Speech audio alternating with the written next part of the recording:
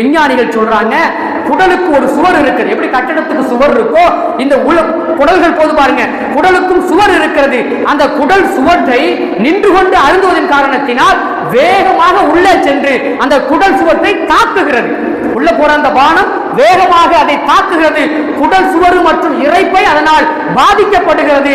நின்று கொண்டு அதே போன்று நின்று கொண்டு தண்ணீர் அருந்தினால் செரிமான பாதை இருக்கிறது அல்லவா, நாம் சாப்பிடுகிற அந்த உணவு செரிமான பாதை ஒன்று இருக்கும் அல்லவா, அது செயலிழந்து செயல்பரட்சி ஏற்பட்டு விடுகிறது. அதே போல சிறுநீரகம் நம்ம கிட்னி இருக்கு பாருங்க, நின்று கொண்டு குடிப்பதன் காரணத்தினால் அதனுடைய செயல்பாடு கொஞ்சம் கொஞ்சமாக குறைந்து கொண்டே வந்து விரைவில் அது செயலிழந்து போகிறது என்று. அதே போல ரத்தத்திலே நச்சுக்கள் நாம் குடிக்கிற அந்த பானங்களில் இருந்து கழிவுகள் வெளியாக வேண்டும் அல்லவா, அதனால கிட்னிக்கு வேலை பரிசுத்தப்படுத்தி வெளியாக்கும். அந்த கழிவுகள் என்ன செய்யணும் சொன்னா நச்சுக்கள் எல்லாம் சரியாக வெளியேறாமல் ரத்தத்திலே என்ன செய்யணும் சொன்னா அது கலந்து ரத்தத்திலே அப்படி